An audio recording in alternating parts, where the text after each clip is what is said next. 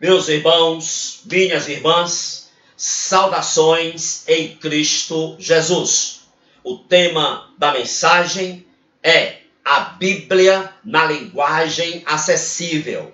Não se alimente desse veneno. Apocalipse 22:19 está escrito: e se alguém tirar quaisquer palavras do livro desta profecia, Deus tirará a sua parte do livro da vida e da cidade santa e das coisas que estão escritas neste livro. Meus amados, na apresentação da Bíblia Nova Almeida Atualizada, é dito o seguinte, abre aspas: o objetivo desta edição é oferecer um texto de fácil compreensão. O leitor será capaz de entender o texto sem ter de recorrer ao dicionário. Os pensamentos se voltaram especialmente para as novas gerações, com o propósito de entregar-lhes um texto clássico em roupagem moderna. Fecha aspas. Meus amados, os autores da Bíblia Nova Almeida Atualizada acharam que, mudando o tempo, a voz e o modo dos verbos, fariam com que a Bíblia fosse mais fácil de ser compreendida. Ou seja, os autores da Bíblia Nova Almeida Atualizada acham que podem ajudar a Deus. Se o objetivo da Nova Almeida Atualizada foi facilitar a leitura para os menos intelectuais ou os não intelectuais, isto resultou em traição à inspiração divina no que diz respeito ao conteúdo celestial. A Nova Almeida Atualizada é uma Bíblia carregada de linguagem inclusiva, politicamente correta e homoafetiva. Quando se lê os versículos e os textos da Bíblia Nova Almeida Atualizada, conclui-se que foi usado para a tradução o método da equivalência dinâmica. Nesse método da equivalência dinâmica, o tradutor fica numa posição de manipular o texto ao seu bel prazer. Ele adiciona, diminui, modifica para fazer com que o versículo bíblico expresse o pensamento que ele acha que deveria. Esse método da equivalência dinâmica foi criado pela apóstata Eugene Nira, que não cria na inerrância da Bíblia. Esse método da equivalência dinâmica pouco se importa com a correspondência precisa de uma palavra na língua original para outra palavra. Esse método da equivalência dinâmica usa uma frase que se aproxima do sentido original do texto, usando a fluência própria da língua para a qual se está traduzindo. Portanto, esse método da equivalência dinâmica, usado pela Nova Almeida Atualizada, permite que ocorram interpretações pessoais e errôneas por parte daquele que está traduzindo. Na verdade, esse método da equivalência dinâmica não traduz as palavras do original, simplesmente as interpreta. Já o método da equivalência literal, também chamado equivalência formal, faz-se a tradução da forma mais literal possível, traduzindo-se palavra por palavra do original. Portanto, a Nova Almeida Atualizada baseou-se no método espúrio da equivalência dinâmica e não no método da tradução literal formal. A Nova Almeida Atualizada para o Novo Testamento, ela usa o texto crítico e não o texto recebido. O texto original que foi usado por João Ferreira de Almeida para o Novo Testamento foi o textus receptus, ou seja, o texto recebido, assim chamado, porque foi recebido pela Reforma Protestante. Meus amados, o texto receptus, ou texto recebido, compunha-se de 5.600 manuscritos gregos de origem bizantina, Antioquia. E esses manuscritos eram originais, escritos pelos apóstolos e eram usados pelas igrejas cristãs há mais de 1000 anos. A primeira compilação desses 5.600 manuscritos foi executada por Erasmo de Roterdã em 1516. Erasmo de Roterdã foi o maior erudito da Europa da época e era um reformado de coração. A partir daí, de 1516, todas as Bíblias protestantes de todos os países e todas as línguas usou o texto recebido para fazer o Novo Testamento. Meus amados, a Bíblia de Lutero, por exemplo, 1522, a Bíblia de William Tyndale, de 1526, a Bíblia King James, de 1611, e a Bíblia João Ferreira de Almeida, de 1681, todas elas usaram para o Novo Testamento o textus receptus, ou seja, o texto recebido. E todo o texto recebido, 100% do texto recebido, foi aceito pelas igrejas após a Reforma Protestante. Só 359 anos depois, em 1881, foi que surgiu a primeira Bíblia, onde o Novo Testamento foi baseado no texto crítico e não no texto recebido. Os manuscritos do texto grego crítico são de Alexandria do Egito. Alexandria era o berço do gnosticismo. Foi lá, em Alexandria, que surgiram as mais terríveis apostasias, heresias e adulterações e corrupções das doutrinas bíblicas nas igrejas cristãs.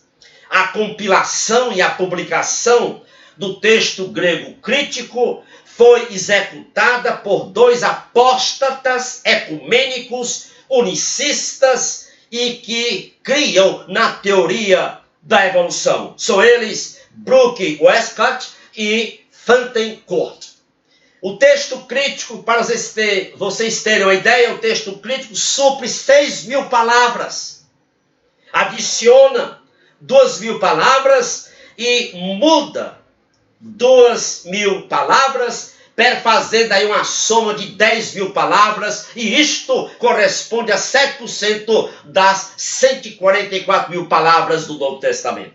Meus amados, a Nova Almeida Atualizada, portanto, ela usa o texto grego crítico para o Novo Testamento e não o texto recebido.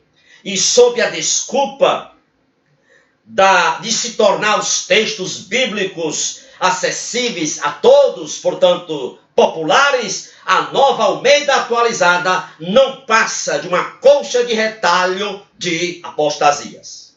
Na apresentação desta Bíblia, Nova Almeida Atualizada, é dito que o Antigo Testamento fez-se uso, para o Antigo Testamento fez-se uso da Bíblia hebraica Stuttgartensia.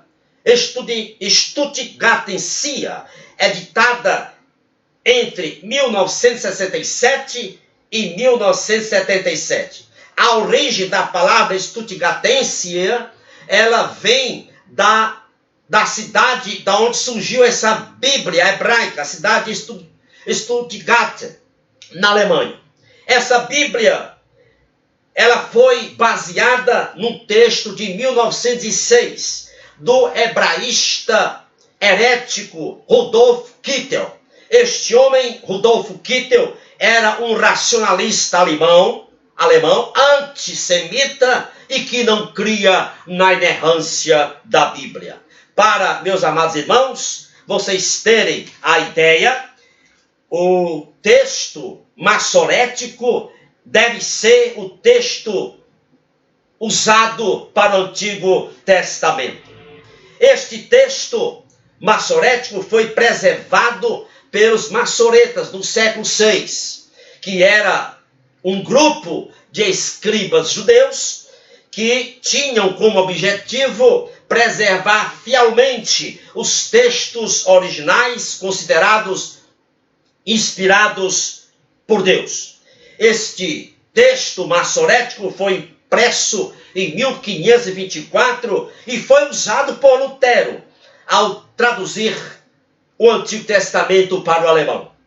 Portanto, as Bíblias de William Tyndale, em 1526, a Bíblia King James, em 1611, e a Bíblia João Ferreira de Almeida, em 1681, usaram para o Antigo Testamento o texto maçorético. Para os irmãos terem a ideia, a Bíblia hebraica Stuttgartensia, essa Bíblia originada lá na cidade da Alemanha, no oeste, no sudoeste da Alemanha, contém 19 tipos de manipulações estranhas ao texto maçorético, resultando em milhares de mutilações. Meus amados, nós precisamos sim nos engajar na defesa da pura palavra de Deus, preservada no texto recebido para o Novo Testamento e preservada no texto maçorético para o Antigo Testamento. Além disso, nós devemos rejeitar a tradução da equivalência dinâmica, que é uma tradução espúria, e ficarmos com o método de tradução da equivalência literal, também chamada formal. Alguns pastores, para justificarem o uso das Bíblias adúlteras, corruptas, eles dizem assim: os textos bíblicos, abre aspas, os textos bíblicos são de difíceis interpretações e várias palavras não são entendidas por uma parcela significativa da população. Então, é necessário, dizem eles, termos uma Bíblia com a linguagem popular, uma linguagem moderna, uma linguagem do povo, do mesmo modo que o grego koiné era para o povo na época. Ora, meus amados irmãos, isso aqui é uma justificativa falaciosa, porque o grego koiné é uma língua com um vocabulário riquíssimo e de alta complexidade. Então, o uso do grego koiné não tem nada a ver com a língua ser ou não ser intelectual, ser ou não ser popular, ser ou não ser acessível. Não tem nada a ver com isto, porque o que está em pauta, a questão é que o período clássico da língua grega havia passado, que foi entre 900 anos antes de Cristo até 330 anos antes de Cristo, cedendo lugar ao período koiné, que foi entre 330 antes de Cristo até 330 depois de Cristo. Além disso, é bom salientar que muitas palavras do grego clássico pertencem também ao grego koiné. Portanto, meus amados irmãos, esta é a mensagem que nós devemos ficar atentos. Você pode perguntar, mas qual é a Bíblia? Perguntar, qual é a Bíblia que eu vou usar? A King James é uma delas aconselhada. E toda a Bíblia de Almeida, que tem assim, edição corrigida e revisada, fiel ao texto original. Essa aí, que tem escrito assim, é essa que deve ser usada. Jamais deve ser usado a NVI, a nova versão internacional. Jamais pode ser usado a Bíblia na linguagem de hoje. Nem tampouco deve ser usado a Bíblia Nova Almeida atualizada. Todas essas são oriundas de fontes incrédulas que não criam na inerrância da Bíblia. Todas essas são adulteradas. Portanto, é uma irresponsabilidade da igreja quando adota para a leitura coletiva no culto, essa tal de Nova Almeida atualizada. É irresponsabilidade e é pecado chamado pecado de irreverência. Que o Senhor te abençoe rica e abundantemente, e também a sua família. Louvado seja Deus. Divulgue esta mensagem, compartilhe esta mensagem com o maior número de pessoas que você conhece. Louvado seja Deus. Amém.